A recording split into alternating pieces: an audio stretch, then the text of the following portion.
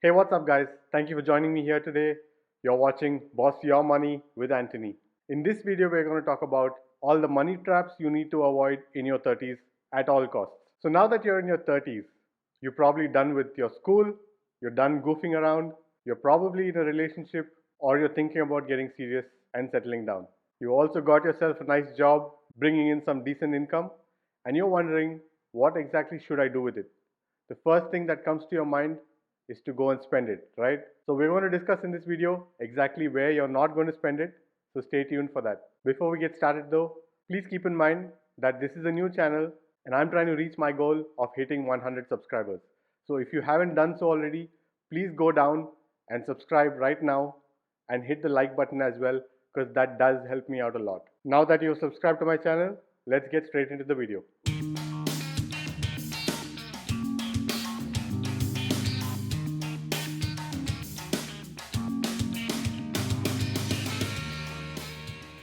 So in this video, we're going to break down 7 money mistakes that you're going to avoid at all costs in your 30s. So the first thing you want to avoid is getting a credit card. The way that credit cards work is that you don't really need to have money to be able to spend it. So what then happens is that when you go to the mall and see fancy, shiny new things, you want to buy it and you end up spending money that you don't really have. And when the credit card company charges you those massive mammoth interest rates, it all of a sudden becomes a big snowball effect. And at the end of the year, when you look at your bank statement, you see that there is a big pile of debt sitting there for like a $500 spend that you had done 12 months ago. So don't be tempted by the really cool sales pitch from credit card companies and credit card salesmen, and be tempted by the fancy shiny new toys. The second thing I want you to avoid in your 30s is not getting a credit card. What? The second thing I want you to do is avoid not getting a credit card. And what I mean by that is, I do encourage you, go ahead and get yourself a credit card, because it is going to help you with your credit score and you do get a lot of bonus benefits just by using credit cards. So why did I just tell you guys not to get a credit card? Well, it's very simple. I've heard a lot of people fight for and against credit cards. But here's what they don't tell you. People like Graham Stephan are big advocates of why you need to have credit cards. On the other hand, you have people like Dave Ramsey who tell you absolutely under no means should you have a credit card. There is no right answer here. It all depends on you. It depends on your mindset. It depends on your self control. Because here's the thing, once you have $100 million sitting in your account, you absolutely do not need credit. You do not need benefits from having a free flight. You don't need the 2 to 5% cashback points that credit cards offer you. But here's the thing, when you have just $100 sitting in your bank account, every single penny counts.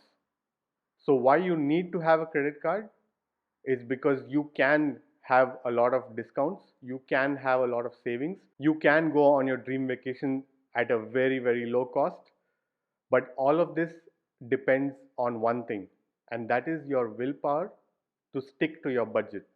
As long as you don't exceed your budget when you're using your credit card, by all means, it is highly, highly recommended that you go ahead and get yourself a credit card and use all of the benefits and pay it off on time. The third thing that you're going to want to avoid is being with the wrong partner. Do you guys know how difficult it's going to be? You are focused on saving and investing and budgeting and doing everything right to have a secure and financially independent future, but your significant other has no such goals and all they want to do is shop, and you really can't say no, because if you do say no, that's not going to really end well. So it's very, very important to ensure that you find yourself a suitable and compatible partner who is in line with your financial thoughts and goals. The fourth thing that I would highly recommend you avoid in your 30s is to buy yourself a house. Here's the thing, if your budget is limited and if you can afford only one house, I highly recommend that you buy yourself a rental property in a good location which is going to bring you passive income regularly, and that should ideally pay off your mortgage EMIs. The reason I say this is because at the end of the day, your house is going to be yours. You're going to have an asset and you can always move in there if you'd like. But in the meantime, you're not going to be having sleepless nights thinking about how you're going to pay your mortgage just because you yourself wanted to stay in your dream house.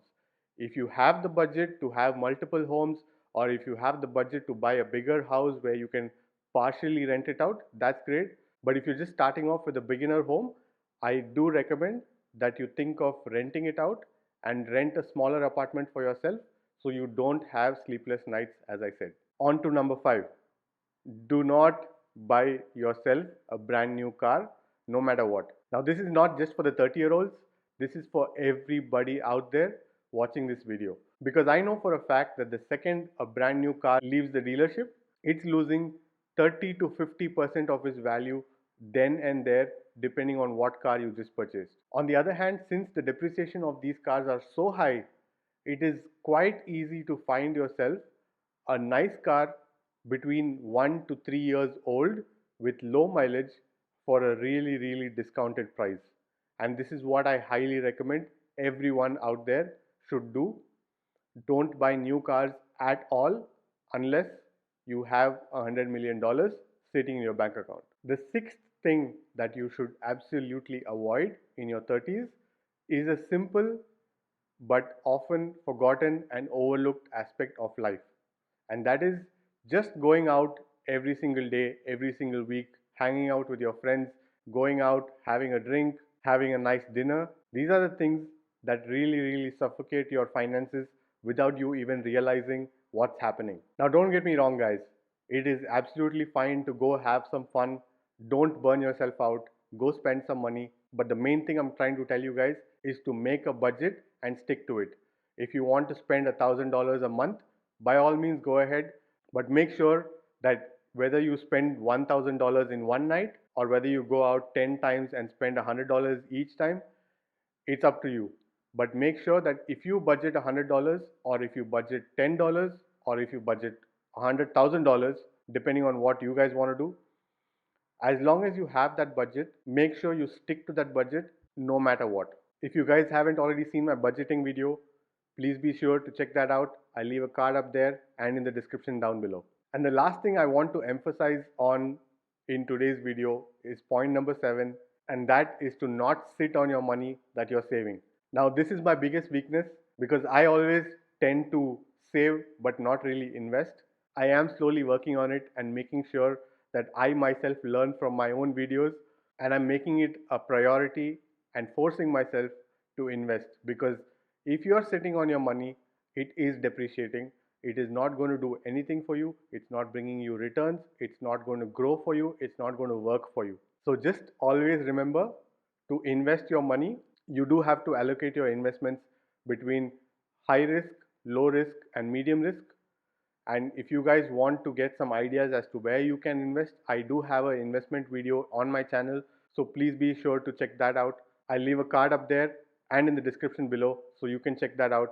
So now that you've got yourself a compatible spouse, you've not spent money on a brand new car, you've done your real estate investment wisely, you've budgeted and you're spending your weekly expenses on track, and you've got yourself a credit card or not, depending on who you are. Alright, that's all from me this video. Please don't forget to check out my other videos. Before you sign off, please remember, if you haven't already, subscribe. Don't forget to hit the like button as well. Until next time, see you and take care.